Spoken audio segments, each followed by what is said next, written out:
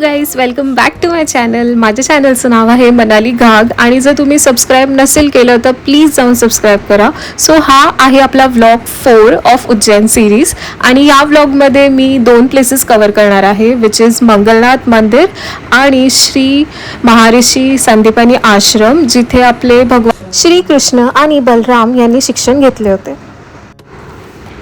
So of course ह्या टेम्पलची information आपल्याला एक माणूस आहे ज्यांच्याकडून आम्ही ती ओटी घेतलेली. सो त्यांनी आम्हाला खूप छान प्रकारे त्या मंदिराबद्दलची इन्फॉर्मेशन एकदम डिटेलमध्ये दिलेली. सो आपण त्यांच्याच तोंडातून ती कहाणी आपण ह्या मंदिराबद्दलची ऐकू. ये मंदिर पूरे भारत और विश्व में एकमात्र मंदिर है जो ब्रह्मांड में आपने नवग्रहों का नाम सुना ही होगा. नवग्रहों में ग्रह का जन्म स्थान है मंगल ग्रह का, और मंगल ग्रह जो यहाँ पर इस प्रकार शिव रूप में पूजे जाते हैं. शिव रूप में इसलिए पूजे जाते हैं कि भगवान भोलेनाथ जी के मस्तक के पसीने से उत्पत्ति हुई है मंगल ग्रह की. मंगल ग्रह को यहाँ पर शिव पुत्र भूमिपुत्र दोनों बोला जाता है. भूमिपुत्र इसलिए बोला जाता है कि उसी समय का आपको भूमेश्वरी माता जी का भी मंदिर देखने को मिलेगा, जो मंगल ग्रह की माता श्री माता पृथ्वी का मंदिर. अपन जितने भी शिव मंदिर दर्शन करने जाते हैं तो शिव जी की सवारी क्या देखते हैं हमेशा, नंदी. पर ये ऐसा पहला मंदिर है कि आपको शिव जी के बाद नंदी जी नहीं मिलेंगे. इस प्रकार भेड़ की सवारी मिलेगी जिसे मेंढा बोला जाता है. भेड़ का ये कारण है कि मंगल ग्रह को यहाँ पर 2 राशि सौंपी गई है. मेष और वृश्चिक राशि के स्वामी 21 विभाग के अधिपति माने गए.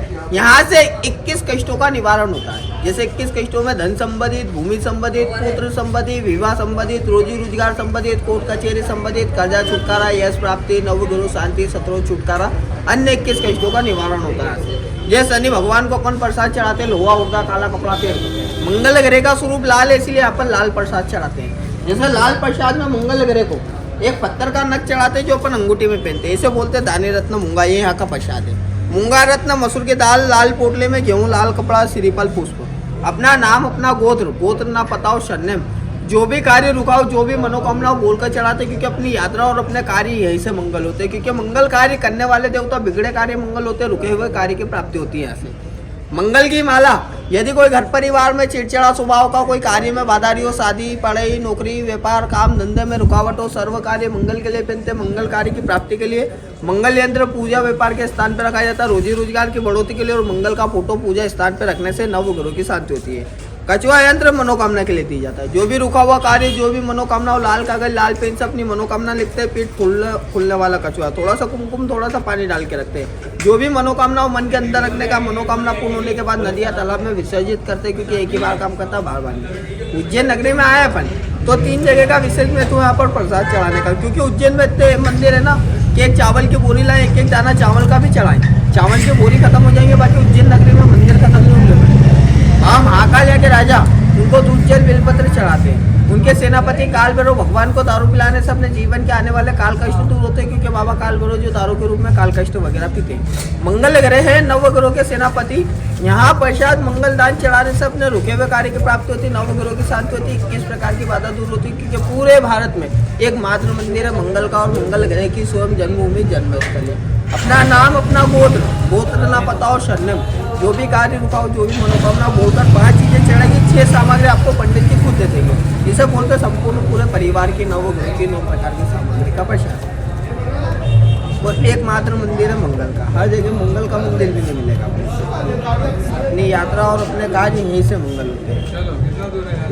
ये सामने ये प्रसीद प्रभो सर्वभूताधिवासम्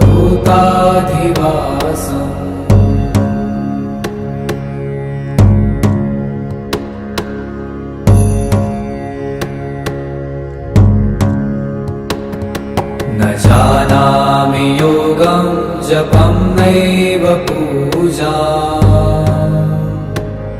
न तोऽहं सदा सर्वदा शम्भुतुभ्यं जराजन्म दुःखो गतातप्यमानं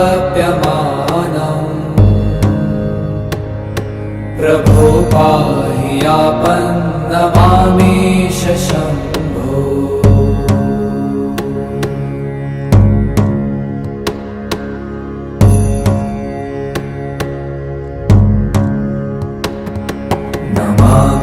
शमीशान निर्वाण रूपं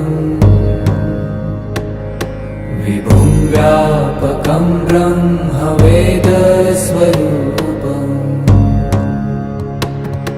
निजं निर्गुणं निर्विकल्पं निरीहम्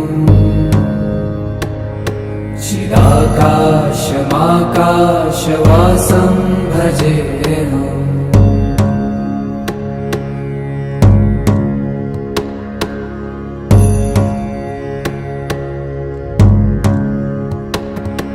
निराकारमोङ्कारमूलं तुरीयम्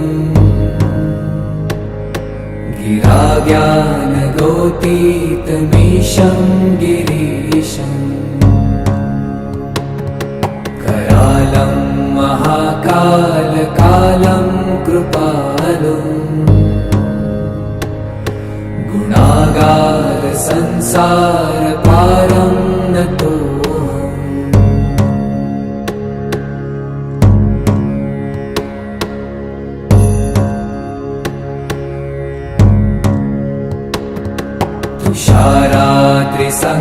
तुषाराद्रिसङ्काशगौरं गभीरम्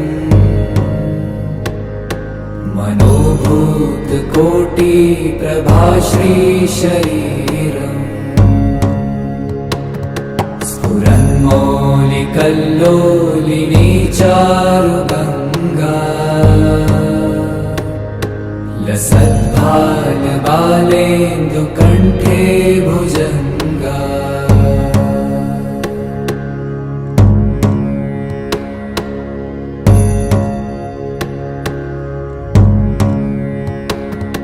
चलत्कुण्डलं भ्रूसुनेत्रं विशालम्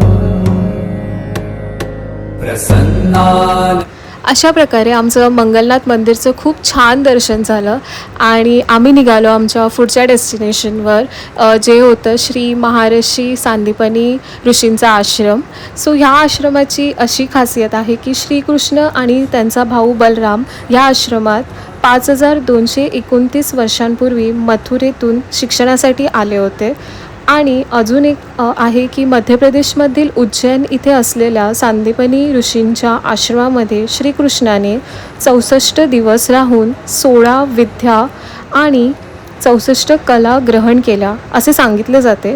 4 दिवसात 4 वेद, 6 दिवसात 6 शास्त्रे, 16 दिवसात 16 विद्या, 18 दिवसात 18 पुराणे, 20 दिवसात गीतेचे ज्ञान, गुरुसेवा आणि गुरुदक्षिणा हे सर्व मिळून 64 दिवसात पूर्ण केले होते. सध्या या ठिकाणी श्रीकृष्ण, सुदामा, बलराम आणि सांदीपनी ह्यांच्या मूर्ती ठेवलेल्या आहेत. या जागेला मंदिराचे स्वरूप दिलेले आहे. हे जे तुम्ही बघताय ते श्रीकृष्ण पाठशाला आहे.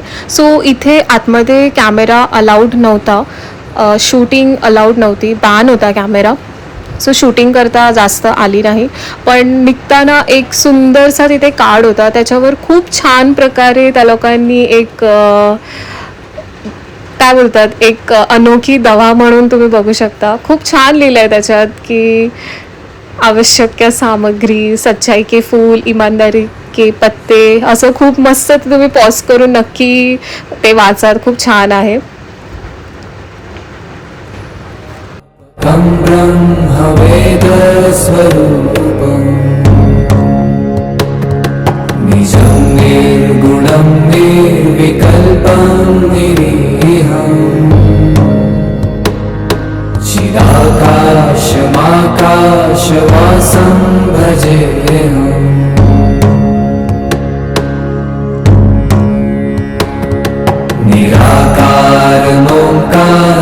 सो हे जे तुम्ही बघत आहात या ठिकाणी गोमती कुंड आहे.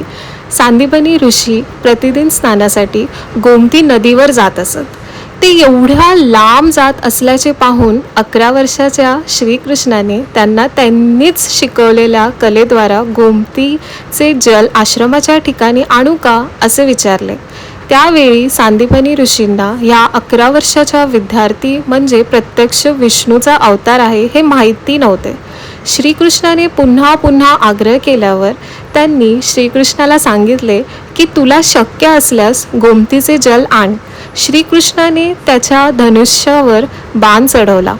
ते पाहून गोमती नदी थरथर कापू लागली. तिने त्या ठिकाणी येऊन श्रीकृष्णाला दर्शन दिले आणि अनेक युगे इथे राहण्याचे आश्वासन दिले. या कुंडात सांदीपनी ऋषीची स्नान करत असत. ही माहिती सांदीपनी ऋषींचे 22वे वंश श्री राहुल व्यास यांनी दिलेली आहे.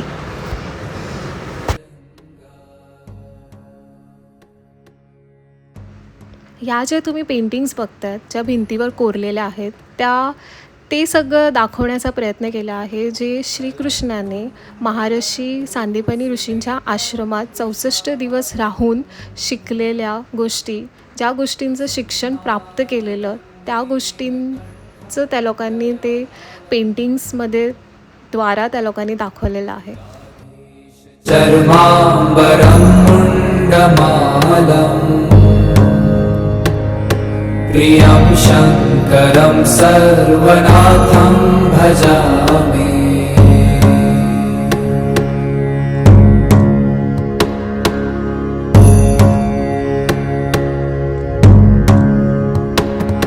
प्रचण्डं प्रकृष्टं प्रगल्भं परेशम् अखण्डम् अजं भानुकोटिप्रकाशम् त्रयशूलनिर्मूलनं शूलपाणिम्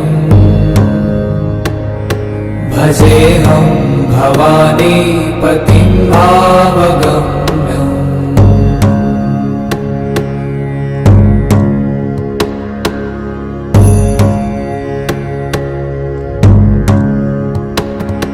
कलातीतकल्याणकल्पान्तकारी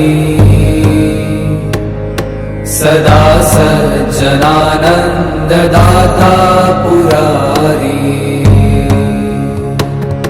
चिदानन्दसन्दोहमोहापहारी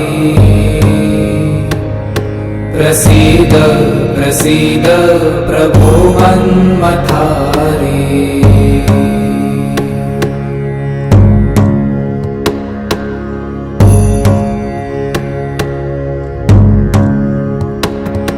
न यावत् उमानाथ पादारविन्दम् भजन्ति ह लोके परे वा नराणाम् न तावत् सुखं शान्ति सन्तापनाशम् प्रसीद प्रभो सर्वभूताधिवासम्.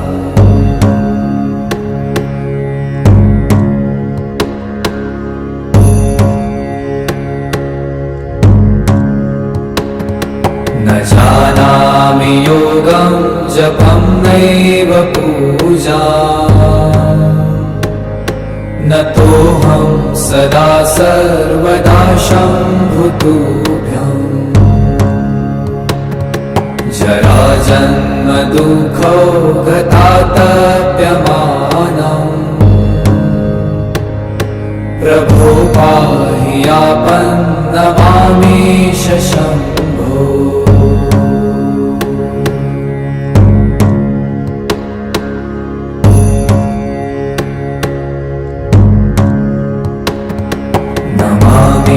नमामीशमीशान निर्वाणरूपम् विभुं व्यापकं ब्रह्मवेदस्वरूपम्. सो अशा प्रकारे हा व्लॉग मी इथेच एंड करते आहे. आय होप तुम्हाला ही सगळी इन्फॉर्मेशन, हे सगळे प्लेसेस नक्कीच आवडले असतील. भेटूया नेक्स्ट व्लॉगमध्ये आणि नवीन जागा, नवीन कॉन्टेंट त्यामध्ये असणार आहे. सो स्टे ट्यून्ड आणि सबस्क्राईब करायला विसरू नका. Share as much as you can and see you until next time. Bye. निराकारमोङ्कारमूलं तुरीयम् गिराव्यानलोकितमीशं गिरीशम्.